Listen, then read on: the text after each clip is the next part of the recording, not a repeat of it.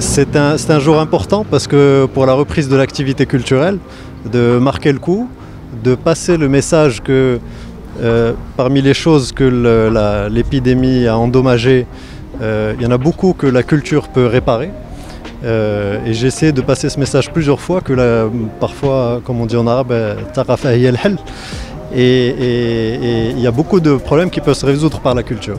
J'ai aussi pour habitude de rappeler toujours en face des étudiants en art, en face des artistes, en face des auteurs, en face des créateurs, que la culture c'est aussi une énergie renouvelable.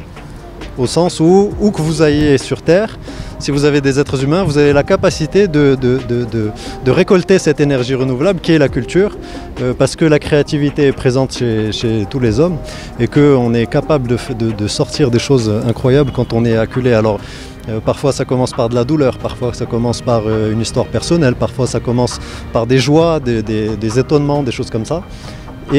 Mais c'est présent partout. Donc c'est une énergie renouvelable qu'il faut absolument récolter.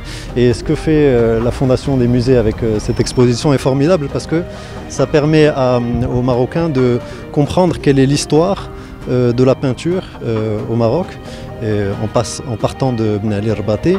Et ça montre que dans ce pays où on a eu une longue tradition, parfois iconoclaste, c'était important de faire ce premier pas, de faire une peinture qui était figurative. C'était pas rien, ça peut paraître un petit pas, mais en fait c'était un pas de géant pour notre société. Et donc je trouve que cette exposition est très intéressante à ce titre-là. Si Mehdi Qotbi, quelle lecture artistique faites-vous de cette exposition inédite? D'abord, c'est une lecture, comme vous avez dit, unique, puisque c'est une lecture historique.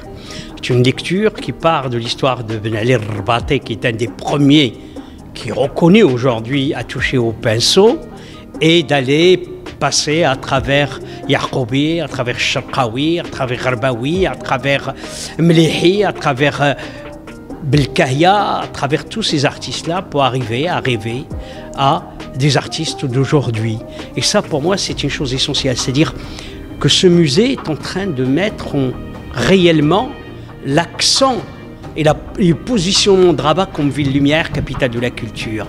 Je voudrais aussi, et je sais que vous en avez parlé, sur cette présence aussi, cette magnifique sculpture de Belkahia, et je voudrais surtout rendre hommage à la fois à l'Académie du Royaume, qui a mis à la disposition de la Fondation et du musée cette collection, et puis a été enrichie par la collection du musée du ministère de la Culture.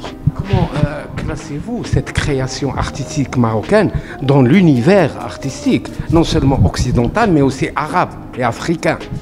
Je pense qu'aujourd'hui, il y a une reconnaissance de la vivacité de la scène artistique marocaine, mais il faut rendre hommage aussi aux galeristes qui font un travail exceptionnel, aux maisons de vente qui se sont développées dans ce pays. Je crois que cette création artistique, on la doit d'abord, cet encouragement exceptionnel à Sa Majesté le Roi, car Sa Majesté le Roi était le premier, à son intronisation, à commencer à acheter des œuvres, à encourager les artistes. Et je pense qu'après, les Marocains ont suivi la voie tracée par Sa Majesté. أظن المعرض في حد ذاته اليوم كيحكي قصة الفن التشكيلي في المغرب انطلاقا من 1916 إلى الآن بطريقة تحقيبية وبطريقة موضوعاتية تيماتية.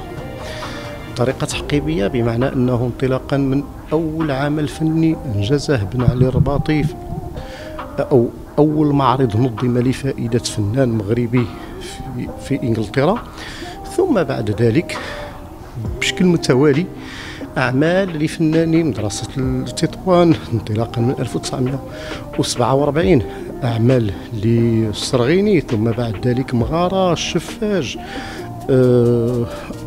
أطع الله، بعد ذلك أعمال لفنانين آخرين اشتغلوا على بطريقة عصامية كالحمري أو اليعقوبي، وما كان